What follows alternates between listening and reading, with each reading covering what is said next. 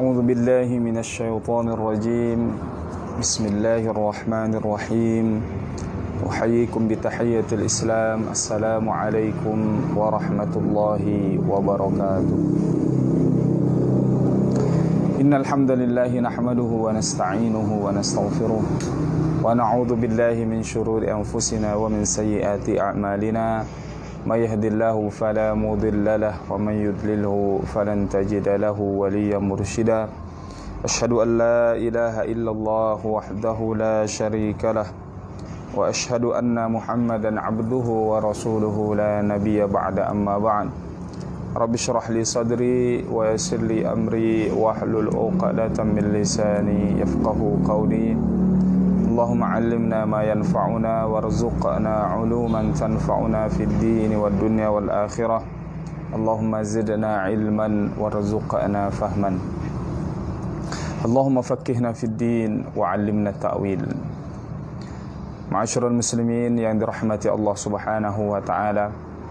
Alhamdulillah, sebagai ungkapan rasa syukur kita kepada Allah atas limpahan nikmat yang Allah karuniakan kepada kita, nikmat iman, nikmat Islam, nikmat kesehatan dan kesempatan dan umur yang panjang, sehingga pada hari ini, di hari ke-14 di bulan suci Ramadan, Allah masih memberi kita kesehatan dan umur yang panjang. Mudah-mudahan amal ibadah kita di bulan suci Ramadan ini dari awal sampai hari ini diterima di sisi Allah Subhanahu wa taala, dan begitu pula selanjutnya sampai akhir Ramadan kita senantiasa istiqamah dengan ibadah-ibadah terbaik kita di bulan suci Ramadan ini. Bersalawat kepada Rasulullah sallallahu alaihi wasallam. Allahumma salli ala sayyidina Muhammad wa ala ali sayyidina Muhammad. Assalamu alayka ya Rasulullah. Mudah-mudahan kita termasuk daripada umat baginda Rasul yang mendapat syafaat beliau di hari kiamat nantinya. Di antara amalan yang bisa kita kerjakan tentunya memperbanyak salawat kepada Rasulullah. Bukti wujud terima kasih kita, cinta kasih kita kepada Rasulullah yang telah berjuang untuk menegakkan risalah Allah Subhanahu wa taala, dan sampainya tauhid kepada kita hari ini tentunya tidak lepas dari perjuangan baginda Rasulullah sallallahu alaihi wasallam. Dari pelipis beliau pernah bercucuran darah, kemudian beliau pernah sampai mengikatkan batu-batu di perut beliau menahan rasa lapar untuk memperjuangkan agama Allah Subhanahu wa taala, terusir dari negara tanah kelahiran beliau. Semuanya itu adalah perjuangan yang tentunya kita sebagai pengikut Rasulullah sallallahu alaihi wasallam mengucapkan ataupun memberikan wujud cinta kasih kita kepada beliau, terima kasih kita dengan diantaranya memperbanyak salawat kepada Rasulullah dan tentunya mengikuti ajaran beliau. Ma'asyiral muslimin yang dirahmati Allah Subhanahu wa taala, kultum sore hari ini mengutip ungkapan salah seorang sahabat Rasulullah ataupun salah seorang di antara salafus salih,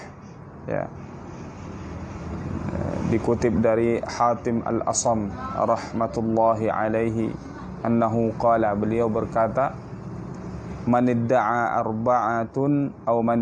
arba'atan bila arba'atin fada'wahu kadhibatun. Dari Hatim al-Asam menyampaikan bahwasannya siapa yang mengaku 4 perkara dari sifat tanpa dibarengi dengan 4 perkara, maka pengakuannya tersebut adalah pengakuan yang dusta. Artinya hanya mengada-ngada, mengaku-ngaku saja. Apa di antara 4 perkara ini? Man idda'a hubballahi wa lam yantahi an maharimihi aw an maharimillahi ta'ala fada'wahu kadhibun. Siapa yang mengaku cinta kepada Allah, kemudian dia tidak menjaga dirinya, tidak menahan dirinya dari apa-apa yang dilarang oleh Allah Subhanahu wa taala, maka pengakuan cintanya kepada Allah itu adalah dusta. Artinya, kalau benar kita cinta kepada Allah Subhanahu wa taala, maka satu di antara pembuktiannya adalah meninggalkan apa-apa yang dilarang oleh Allah Subhanahu wa taala, apa yang diharamkan oleh Allah Subhanahu wa taala kepada kita. Maka ini bentuk wujud, ya, pembuktian cinta kita kepada Allah Subhanahu wa taala.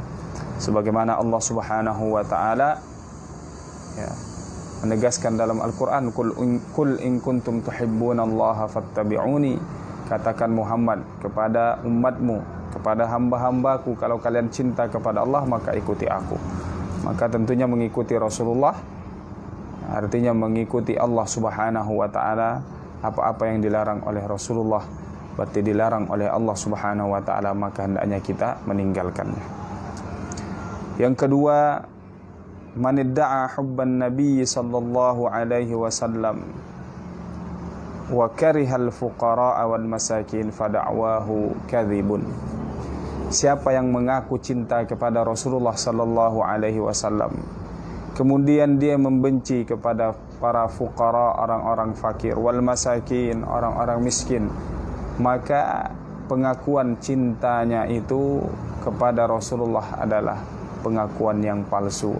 Ibarat atau bahasa kita, cintanya cinta palsu. Kenapa? Karena Rasulullah sangat cinta kepada orang-orang fakir, orang-orang miskin.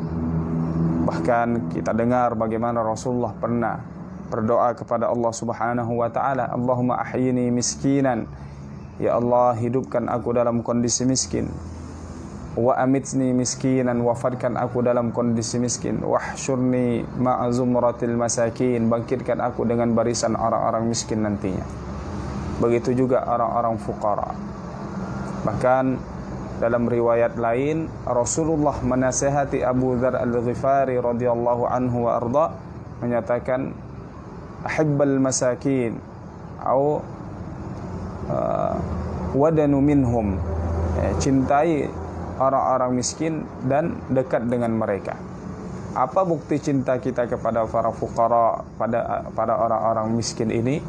Ya, dengan menolong mereka, memberikan apa yang kita punya dari harta kita untuk meringankan beban mereka. Maka orang yang mengaku cinta Nabi tapi benci kepada orang-orang fakir, orang-orang miskin ini, berarti cintanya adalah cinta palsu, pengakuannya adalah dusta. Jika dia cinta kepada Nabi tapi tidak cinta kepada orang-orang fakir, orang-orang miskin. Bahkan disebutkan dalam riwayat bahwasannya orang yang banyak masuk surganya Allah Subhanahu wa taala ini adalah barisan orang-orang fakir dan orang-orang miskin. Karena mereka ya sedikit dipertanggungjawabkannya di hadapan Allah Subhanahu wa taala, karena yang lama akan dihitung di hisab ini adalah orang-orang kaya yang punya banyak harta yang ditinggalkan. Maka kalau kita mengaku cinta kepada Nabi, maka kita hendaknya juga cinta kepada para fuqara wal masakin. Yang ketiga, wa man idda'a hubbal jannati wa lam yatasaddaq fada'wahu kadhibun. Siapa yang menyatakan cinta kepada surga Allah, mengharapkan masuk dalam surga Allah tetapi dia tidak banyak bersedekah, maka pengakuannya itu juga dikatakan dusta. Berarti apa, jamaah yang dirahmati Allah Subhanahu wa taala? Orang yang cinta kepada surga, orang yang mendambakan surga, akan banyak bersedekah di dalam hidupnya. Maka kita akan menemukan banyak sekali ayat-ayat Allah Subhanahu wa taala, begitu juga hadis-hadis Nabi yang menganjurkan, menyampaikan tentang fadilah, kelebihan daripada sedekah ini yang sering kita dengar. Mathalul ladzina yunfiquna amwalahum fi sabilillah. Perumpamaan orang yang menginfakkan uangnya di jalan Allah seperti sebiji benih. Dari benih itu tumbuh 7 bulir. Dari 1 bulir itu tumbuh 100 benih. Artinya orang yang bersedekah mendapatkan ganjaran 700 kebaikan. Begitu juga wa ma tunfiqu min khairin yuwaffa ilaikum. Apa yang kalian infakkan dari kebaikan itu akan kembali kepada kalian. Dan lagi rekan-rekan yang dirahmati Allah Subhanahu wa taala, kita bersedekah kepada siapapun selagi mengharapkan ridha Allah, maka akan mendapatkan balasan. Disebutkan dalam suatu riwayat, Rasulullah menyampaikan, ada orang di satu kampung itu menyatakan, saya berniat bersedekah hari ini. Maka malam harinya dia bersedekah. Sedekahnya itu sampai ataupun diberikan kepada wanita penghibur atau PSK bahasa kita. Lalu keesokan harinya tersebarlah berita, wah si fulan bersedekah, diberikannya kepada wanita penghibur. Kemudian keesokan harinya dia kembali berniat, berazam akan bersedekah hari ini. Lalu sedekahnya itu diberikan kepada orang kaya. Tersebar lagi cerita, wah si fulan bersedekah, masa sedekahnya diberikan kepada orang kaya. Kemudian di hari ketiga juga dia berniat bersedekah. Lalu ternyata sedekahnya diberikan kepada seorang pencuri. Begitu juga tersebar lagi beritanya di kampung tersebut. Lalu Rasulullah menyatakan, sedekahnya tetap diterima oleh Allah Subhanahu wa taala. Sedekahnya kepada wanita penghibur itu bisa jadi dengan sedekahnya itu wanita penghibur tadi tidak pergi bekerja karena dia sudah mendapatkan harta. Sedekahnya kepada orang kaya bisa jadi menjadi motivasi kepada orang kaya tersebut. Ada orang yang bersedekah kepadanya meskipun dia kaya, maka termotivasi dia orang kaya, harusnya dia yang bersedekah, maka dia pun bersedekah dengan termotivasi dari orang yang bersedekah kepadanya. Sedekahnya kepada pencuri bisa jadi karena dia bersedekah kepada pencuri itu tidak lagi mencuri karena dia sudah punya harta, sudah rezeki yang dimakan untuk hari itu. Jadi kepadapun siapa kita bersedekah selagi niatnya ikhlas, insya Allah tetap akan mendapatkan kebaikan di sisi Allah. Kemudian yang ketiga, man idda'a khaufan nari wa lam yantahi 'anil dzunub fada'wahu kadzibun. Siapa yang mengaku takut kepada neraka Allah Subhanahu wa taala tetapi dia tidak menjauhkan dirinya, tidak menjaga dirinya dari dosa-dosa, maka pengakuannya itu palsu. Rasulullah dalam riwayat lain mengatakan, hujibatin nar bisyahwat wa hujibatil jannah bil makarih. Surga itu ditutupi dengan apa-apa, atau neraka itu ditutupi apa-apa yang disenangi oleh syahwat kita. Artinya jika kita memperturutkan syahwat kita, maka kita akan dibalik itu kita temukan neraka Allah Subhanahu wa taala. Sebaliknya surga ditutupi dengan apa-apa yang tidak disenangi oleh jiwa kita, diri kita ini. Kita senangnya tidur malam hari sampai pagi, tidak senang bangun tengah malam, tidak senang bangun sholat subuh. Maka ternyata apa yang tidak kita senangi itu dibaliknya ada kenikmatan surga Allah Subhanahu wa taala. Maka siapa yang mengaku takut kepada neraka tetapi tidak menjaga dirinya dari dosa, berarti pengakuannya itu adalah palsu, pengakuannya itu adalah dusta. Karena orang yang takut neraka berarti akan menjauhkan dirinya dari apa-apa yang bisa menyeretnya ke neraka Allah, yaitu dosa-dosa kita kepada Allah Subhanahu wa taala. Inilah yang dapat kami sampaikan di kultum sore hari ini, mudah-mudahan bermanfaat. Wal afu minkum. Wassalamualaikum warahmatullahi wabarakatuh.